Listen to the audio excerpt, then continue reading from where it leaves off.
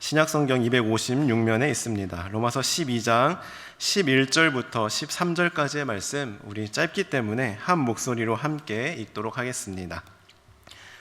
부지런하여 게으르지 말고 열심을 품고 주를 섬기라. 소망 중에 즐거워하며 환난 중에 참으며 기도에 항상 힘쓰며 성도들의 쓸 것을 공급하며 손 대접하기를 힘쓰라. 아멘. 이제 2025년의 달력도 마지막 장만을 남겨두고 있습니다. 새해를 맞이한 지가 엊그제 같은데 이제 벌써 12월입니다. 시간이 참 빠르죠. 저는 개인적으로 이 캐나다의 시간이 더 빠르게 흐르는 건지 아니면 나이가 들어서 더 빠르게 느껴지는 건지 그 어느 때보다 유독 시간이 빠르게 느껴지는데요. 연말이 되면 우리는 이런 생각을 하곤 합니다. 시간 참 빨리 지나간다. 정작 한 것도 별로 없는데 나 올 한 해 뭐 했지? 하는 생각이 듭니다. 실제로 그 미국 심리학회에서는 연말연시 증후군이라는 용어를 공식적으로 사용합니다. 이것은 한 해를 성과 없이 보냈다는 허무감, 그리고 새해에는 새로운 플랜을 성공해야 할 것 같은 압박감 때문에 생기는 우울감을 가리킵니다. 또한 한국건강보험 심사평가원 자료에 따르면 12월이 1년 중에 우울증 환자가 가장 많은 달이라고 합니다. 그래서 저는 이 12월이 결코 가볍게 지나가서는 안 되는 매우 중요한 시기라고 생각하는데요. 지난 시간을 바르게 돌아보고 다가오는 새해를 어떻게 준비할지 방향을 세우는 중요한 시간이기 때문입니다. 그렇다면 우리는 어떤 기준을 가지고 한 해를 진단하며 또 새로운 한 해를 준비해야 할까요? 무엇이 우리의 삶을 진단하는 올바른 기준이 되어야 할까요? 삶을 점검하는 기준을 어디에 두느냐에 따라 우리의 방향과 태도는 완전히 달라지기 때문에 이 질문은 매우 중요한 질문이라고 할 수 있습니다. 제가 유머 이야기를 하나 해드리자면, 어떤 어르신은 자신의 건강 상태를 판단하는 기준이 건강검진이 아니라 남편이라고 합니다. 다시 말해 남편을 기준으로 자신의 건강 상태를 진단하신다고 하는데요. 가령 내가 이제 남편을 보는데 가슴이 뛴다, 이럴 때는 내가 부정맥이구나 라고 진단을 하시고요. 또 이렇게 걷다가 남편 쪽으로 몸이 기울었다, 그러면 관절염이 왔구나 라고 생각을 하시고, 또 남편에게 애교 섞인 목소리가 나온다, 그러면 갑상선. 그리고 남편이 갑자기 멋있어 보인다, 그러면 백내장. 그리고 남편과 달달한 커피가 마시고 싶다, 그러면 당뇨라고 진단하신다고 합니다. 재밌는 이야기지만 실제 건강 진단은 이렇게 하면 안 되겠죠. 이렇게 하면 자신의 건강 상태를 정확하게 진단할 수 없고요. 정확하게 건강 진단을 못하면 올바른 치료를 할 수 없고 건강하게 오래 살 수 없습니다. 마찬가지로 우리의 삶을 진단하는 기준을 올바르게 세우는 것이 그 무엇보다 중요한데요. 오늘 우리가 함께 읽은 본문의 말씀은 우리가 하나님의 은혜를 받은 자녀로서 복음으로 구원받은 그리스도인이 이 세상에서 어떻게 살아가야 하는지, 즉 실제적인 삶의 태도와 실천적인 삶에 대해 가르쳐주고 있습니다. 그래서 저는 이 말씀이 오늘 이 시기에 우리가 무엇을 삶의 기준으로 삼아 자신의 삶을 돌아보고 또 어떤 마음으로 새롭게 준비하며 앞으로 나아가야 할지 분명한 방향을 제시해 준다고 생각하는데요. 간절히 바라기는 오늘 말씀을 통해 온 한 해를 올바르게 돌아보고 진단함으로써 흔히 말하는 연말연시 증후군에 휘둘리는 12월이 아니라 한 해를 지혜롭게 정리하고 다가오는 새해를 믿음으로 준비하는 복된 대림절이 되기를 간절히 소원합니다. 먼저 첫 번째로 우리가 삶을 점검할 때 기준이 되어야 할 것은 바로 하나님과의 관계입니다. 다시 말해 올 한 해 나는 하나님과 얼마나 가까워졌는가, 나는 올 한 해 하나님을 얼마나 의지하며 살았는가, 올 한 해 나는 하나님을 위해 무엇을 했는가? 이것이 내 삶을 진단하는 첫 번째 기준이 되어야 합니다. 11절의 말씀을 다시 보실까요? 부지런하여 게으르지 말고 열심을 품고 주를 섬기라. 여기서 부지런하다라는 헬라어 원어를 보면 강한 열정과 헌신, 진지한 열심이라는 의미를 담고 있습니다. 또한 게으르지 말고라는 표현은 나태함을 경계하라라는 뜻이고, 열심을 품고 이 말씀을 직역하면 영으로 열렬히, 다시 말해 성령 안에서 열정적이고 헌신적으로라는 의미를 담고 있습니다. 정리하면 이 말씀은 단순한 노력이나 자기 의지로가 아니라 성령의 힘으로 열정을 가지고 하나님께 헌신하며 봉사하라 라는 의미를 가지고 있습니다. 그래서 3절에도 보시면 이렇게 말씀하고 있는데요, 제가 3절의 말씀을 메시지 성경 버전으로 읽어드리겠습니다. 여러분은 순전히 은혜 가운데 살고 있습니다. 여러분이 마치 하나님께 뭔가 좋은 것을 해드리고 있는 것처럼 착각하지 마십시오. 그렇지 않습니다. 실은 하나님께서 여러분에게 온갖 좋은 것을 가져다주고 계신 것입니다. 우리가 우리 자신을 바르게 알게 되는 것은 오직 하나님과 또한 그분이 우리를 위해 하고 계신 일에 주목할 때이지, 우리 자신과 우리가 그분을 위해 하는 일에 주목할 때가 아닙니다. 그렇습니다. 방금 읽어드린 말씀처럼 우리가 우리 자신을 바르게 알려면 내가 한 해 동안 무엇을 했나가 아니라 오직 하나님과 하나님께서 나를 위해 하고 계신 일에 주목해야 하는 것입니다. 한 해 동안 나에게 온갖 좋은 것을 가져다 주고 계신 하나님의 은혜를 기억하고 하나님의 일하심에 집중하는 것이야말로 지난 삶을 점검하는 가장 우선적인 기준이 되어야 하는 것이죠. 이것을 깨달을 때 우리는 우리의 힘이 아닌 성령의 힘으로 열심을 품고 주님을 섬길 수 있습니다. 따라서 우리는 스스로에게 이렇게 물어야 합니다. 과연 나는 지난 한 해 동안 하나님께서 나를 위해 하신 일에 얼마나 집중하며 살았는가? 나는 얼마나 하나님의 은혜를 기억하며 살았는가? 나는 얼마나 주님을 섬겼는가 하고 말입니다. 하지만 안타깝게도 대부분의 사람들은 한 해를 마무리하며 지난 한 해 동안 내 삶을 진단할 때 주로 다른 사람과 비교하면서 내 삶을 진단합니다. 가령 다른 사람은 재산도 더 늘은 것 같은데 왜 우리 집 재정은 그대로지? 나 그동안 뭐 했지?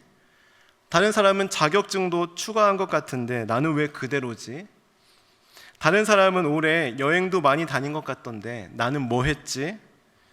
나름 바쁘게 산 것 같긴 한데 그에 비해 아무것도 나아지지 않아 보이고 이룬 것이 없어 보이고 내 삶은 그대로인 것 같아서 내 자신이 초라하게 느껴집니다. 그런데 더 안타깝게도 그래서 가장 먼저 교회 일부터 줄이려 합니다. 내년에는 나에게, 우리 가족에게 좀 더 집중해야겠다. 그래서 내 자신을 발전시키고 우리 가족이 좀 더 성장하는 시간으로 삼아야겠다 하면서 가장 먼저 교회 봉사부터 줄이려 합니다. 그러면서 어떻게 말해야지? 내년부터 봉사 못한다고 언제 말하지?를 12월 한 달 동안 고민합니다. 저희 교회 이야기는 아니고요, 다른 교회에서 들은 이야기입니다. 네.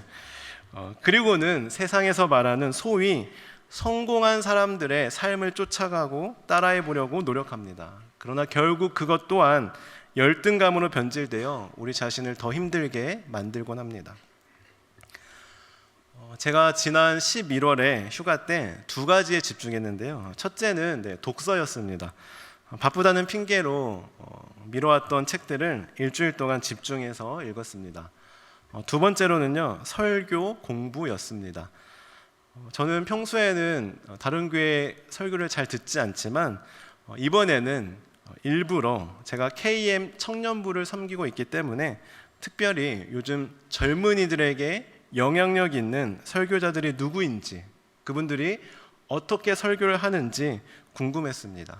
그래서 캐나다, 미국, 한국에서 청년들과 젊은 세대들에게 소위 뜨고 있다라고 평가받는 세 분의 설교를 선택해서 집중하여 들었습니다. 그런데 세 분에게 공통점이 있더라고요. 인상에서부터 포스가 느껴졌습니다. 저처럼 이렇게 순둥순둥한 느낌이 아니라요. 이게 그 눈빛에서부터 막 이렇게 카리스마가 느껴지고 이 막 말투와 막 이렇게 제스처에서도 이렇게 뭔가 이렇게 압도하는 그런 힘이 있었습니다. 제가 느끼기에는 뭔가 이렇게 순종하지 않으면 안 될 것 같은 정말 그런 느낌이 들었는데요. 문제는 그때부터였습니다. 저는 이제 공부하려고 내 자신을 좀 더 발전시키려고 객관적으로 분석하던 것이 어느 순간 나도 모르게 비교가 되기 시작했고 비교는 자연스럽게 열등감으로 이어졌습니다. 그래서 평소 안 보던 제 설교 영상도 다시 보는데 이런 생각이 들었습니다. 왜 이렇게 착하지? 이러면 청년들한테 안 먹히는데 라는 생각이 들기 시작했습니다. 그래서 하루는 이렇게 거울을 보면 저도 막 이렇게 인상도 막 이렇게 써보고 이렇게 막 제스처와 막 말투도 이렇게 따라해 봤는데요. 당연히 어색하고 잘 안 되더라고요. 없는 것을 억지로 만들어내려고 하니 제 자신에게 더 실망만 찾아왔습니다. 또 다른 예를 들어보겠습니다. 예전에 라디오에서 실제로 들은 사연인데요. 어떤 한 젊은 부부가 식당을 차리고자 여기저기 유명한 식당들을 답사차 많이 찾아다녔다고 합니다. 그 가운데 어떤 한 가게를 갔는데 일명 욕쟁이 할머니 식당이었다고 합니다.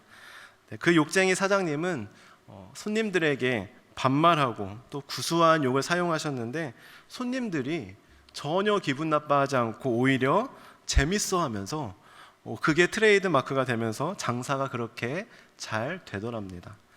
그래서 부부는 바로 이거다 싶어서 자신들도 욕쟁이 컨셉으로 식당을 차렸습니다. 그리고 드디어 첫 손님이 들어왔습니다. 이 부부는 용기를 내어서 그동안 연습한 대로 손님에게 다짜고짜 반말했습니다. 뭐해? 빨리 아무데나 앉아. 그러자 손님이 조금 이렇게 어리둥절 하더랍니다. 이번에 다시 용기를 내어서 이번에는 반찬을 갖다 주면서 죄송합니다. 그대로 표현해 보겠습니다. 주는 대로 처먹어. 이렇게 했는데 손님이 얼굴이 막 붉히면서 화를 내고 그대로 나가버렸다는 것이죠. 결국 1년을 채우지 못하고 문을 닫았다고 하는데요. 여러분, 남이 한다고 해서 나에게도 맞는 것은 아닙니다. 세상은 말합니다. 잘 되는 사람을 따라해라. 성공한 사람한테 배워라. 맞는 말입니다. 하지만 그리스도인에게는 그보다 먼저 해야 할 더 중요한 일이 있습니다. 그것은 바로 하나님께서 나에게 베풀어 주신 은혜, 나에게만 주신 은사와 계획에 초점을 맞추는 것입니다. 앞서 메시지 성경 버전으로 읽어드린 3절의 말씀처럼 우리가 나 자신을 바르게 알게 되는 것은 오직 하나님과 또한 그분이 나를 위해 하고 계신 일에 집중하는 것, 주목하는 것입니다. 그래서 우리는 다른 사람들과 비교하고 다른 사람들을 따라가려 하고 사람들이 열광하고 바라는 내가 되려 하고 그래서 그 기준에 못 미치면 낙심하고 좌절하는 것이 아니라 먼저 하나님을 바라보고 내가 지금 하나님과 얼마나 가까이 있나, 올 한 해 하나님께서 나에게 베풀어 주신 은혜를 누리며 살았는가, 하나님을 더욱 의지하며 살았는가, 이것을 점검해 봐야 하는 것이죠.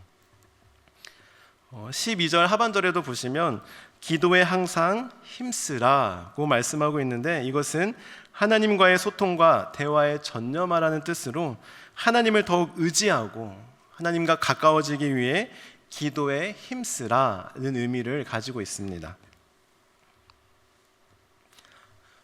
제가 지금도 젊지만 좀 더 어렸을 때는 잘 와닿지 않는 찬양이 하나 있는데요.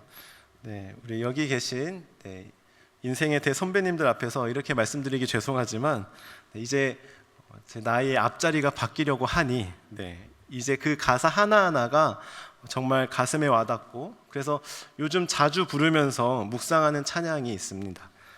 이따가 우리 적용 찬양으로 함께 불러보려고 하는데요. 제가 먼저 지금 잠깐 불러드리겠습니다. 세월 지나갈수록 의지할 것뿐일세.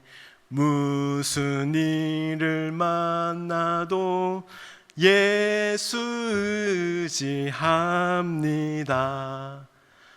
어려운 일 당할 때 나의 믿음 적으나 의지하는 내 주를 더욱 의지합니다.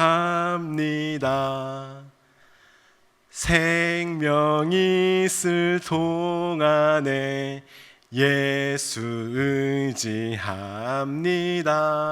천국 올라가도록 의지할 것뿐일세. 네. 아직 젊은데 요즘 왜 이렇게 이 찬양이 계속 고백되어지는지, 정말 세월 지나갈수록 이 세상 살아가면서 내가 더욱 예수님을 의지할 수밖에 없음을 늘 고백하게 됩니다. 아마 인생에 연륜이 있으신 우리 성도님들도 이 고백에 충분히 공감하시리라 생각하는데요. 사랑하는 성도 여러분, 올 한 해 나의 삶을 점검해 볼 때 다른 것은 다 차치하고 가장 먼저 나는 올 한 해 예수님을 얼마나 의지했나, 우리 하나님과의 관계가 얼마나 가까워졌나, 올 한 해 하나님께서 주신 은혜에 주목하며 나는 얼마나 주님을 섬겼나, 이것을 기준으로 진단하고 다가올 새해를 준비할 때, 새해에는 내가 더욱 주님을 의지하겠습니다. 새해에는 내 힘으로 하려고 하지 않고 더욱 주님 의지하며 살아가겠습니다. 주님과 더욱 가까워지는 것을 새해 가장 우선순위의 목표로 두겠습니다. 새해에는 하나님께서 저에게만 주신 은혜와 은사를 가지고 성령의 열심으로 주님을 섬기는 것을 가장 중요한 목표로 삼겠습니다. 이렇게 결단하고 다짐하는 복된 12월 대림절이 되시기를 주님의 이름으로 간절히 축원합니다. 다음으로 우리 삶을 진단하는 기준이자 삶의 방향은 바로 이웃과의 관계가 되어야 합니다. 하나님께서 주신 은혜와 은사로 이웃을 어떻게 섬겼는지 되어야 합니다. 13절의 말씀, 우리 13절 함께 읽어볼까요? 시작. 성도들의 쓸 것을 공급하며 손 대접하기를 힘쓰라. 아멘. 여기서 힘쓰라는 것은 단순히 기회가 되면 해라, 시간과 여유가 있을 때 도와라, 이런 의미가 아닙니다. 오히려 적극적으로, 주도적으로 기회를 찾아서라도 환대를 베풀라는 강한 명령인데요. 이것은 우리에게 무리한 요구를 하는 것도 아니고요, 어떤 도덕적인 윤리를 말하는 것도 아닙니다. 그리스도인으로서 하나님께서 주신 은혜와 은사에 따라 이웃을 돕고 섬기는 것은 마땅하고 당연한 삶의 자세임을 강조하는 말씀입니다. 왜 그렇습니까? 하나님께서 그러라고 우리에게 각자 은혜를 주셨기 때문입니다. 오늘 본문 앞절인 6절을 보시면요, 우리에게 주신 은혜대로 받은 은사가 각각 다르다라고 말씀하는데, 그 결론이 바로 방금 전 읽으신 13절의 말씀, 그 은사로 성도들의 쓸 것을 공급하며 손 대접하기를 힘쓰라는 것입니다. 또한 고린도전서 12장에서도 비슷한 말씀을 찾을 수 있는데요, 하나님께서 모든 사람에게 각각 다른 은사를 주셨고 이는 모든 사람을 유익하게 하기 위함이다 라고 분명하게 말씀하십니다. 따라서 우리의 은사는 나만을 위한 것이 아니라 하나님과 이웃을 섬기기 위한 도구임을 우리는 늘 기억해야 합니다. 팀 켈러는 그의 책 일과 영성에서 이렇게 말합니다. 조금 길지만 제가 천천히 읽어드릴 테니 잘 들어보시기 바랍니다. 부르심은 개인의 자아 실현이나 권력 욕이나 이익을 도모하는 수단이 아니라 모두의 유익에 기여하는 행위로 보아야 한다. 상대를 위해 그 일을 해낼 때 비로소 소명이나 부르심이 될 수 있다.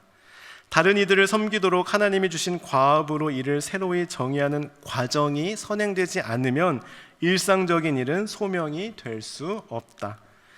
크리스천이라면 세상에서 자신이 하는 일의 목적에 대해 이처럼 혁신적인 통찰을 지녀야 한다.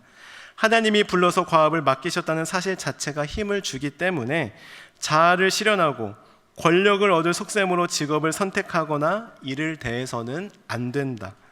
도리어 이를 하나님과 이웃을 섬기는 도구로 보아야 하며 그 목적에 따라 직장을 선택하고 업무에 임할 필요가 있다.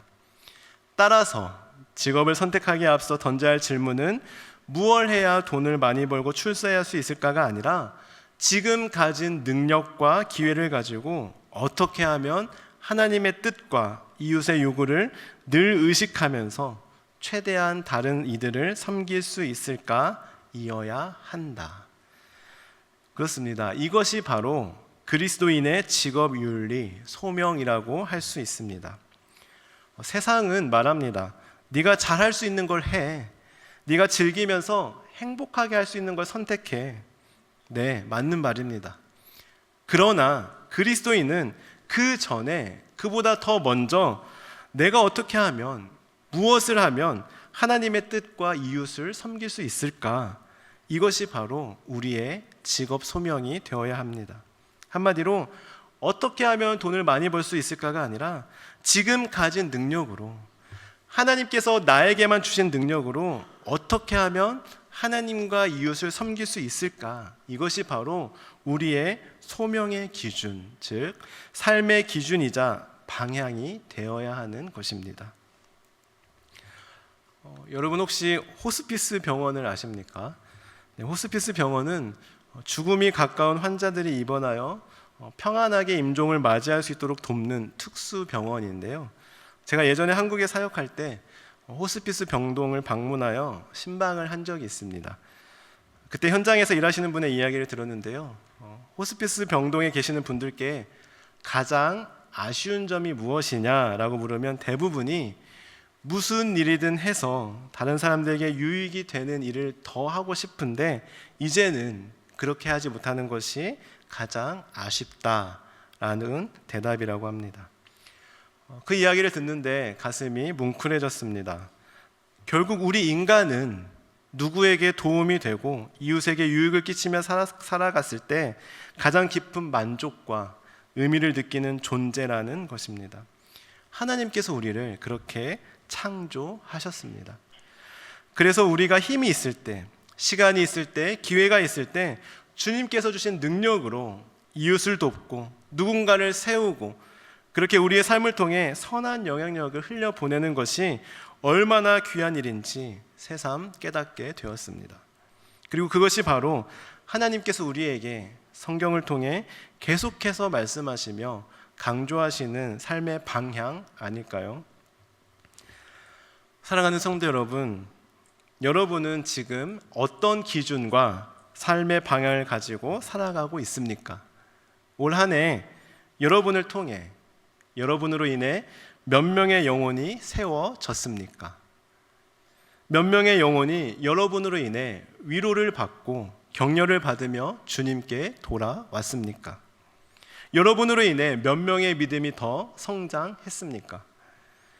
이 연말 이러한 고민 없이 혹시 나에게만 초점을 맞추고 있지는 않습니까? 하나님께서 이웃을 섬기라고 주신 사명을, 은사를, 은혜를 주신 목적답게 사용하지 않고, 아니 그 주신 목적 자체를 완전히 잊어버린 채 오로지 나 자신에게만 몰두하며 어떻게 하면 내가 좀 더 돈을 벌 수 있을까? 어떻게 하면 내 자신이 좀 더 성장하고 발전할 수 있을까? 어떻게 하면 우리 가족이 좀 더 편안하게 살 수 있을까? 이것에만 집중하고 있진 않은지요.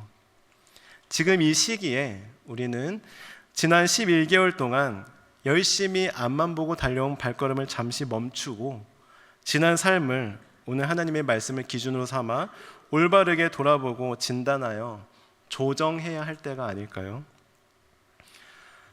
우리는 대림절 두 번째 주일을 보내고 있습니다.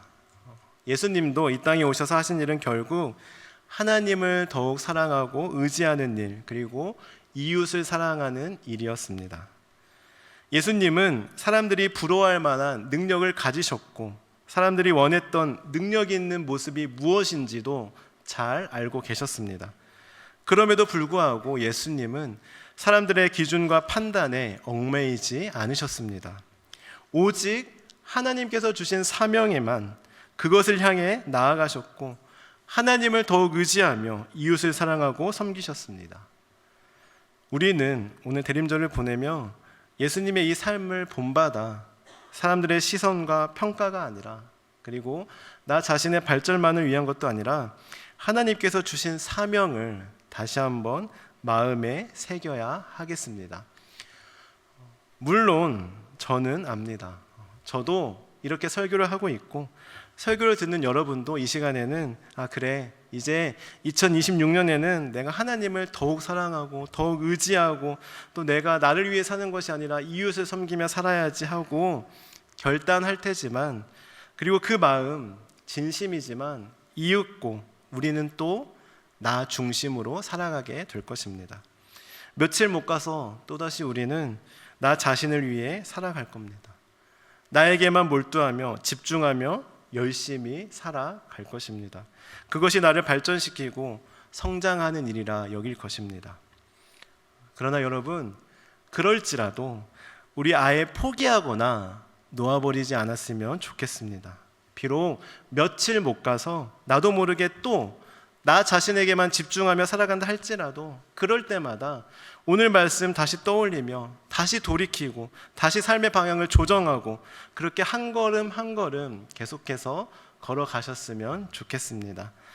사랑하는 성도 여러분, 올 한 해의 끝자락에서 새로운 한 해를 준비하며 나아갈 때 세상이 말하는 연말연시 증후군에 시달리는 12월이 아니라 주님의 오심을 준비하며 삶의 기준을 새롭게 하는 복된 대림절이 되시길 간절히 소원합니다. 그럴 때 우리의 삶은 하나님 안에서 더욱 풍성하고 의미 있는 결실을 맺을 것이며 새롭게 부어주시는 하나님의 은혜가 가득한 새해를 맞이하게 될 줄로 믿습니다.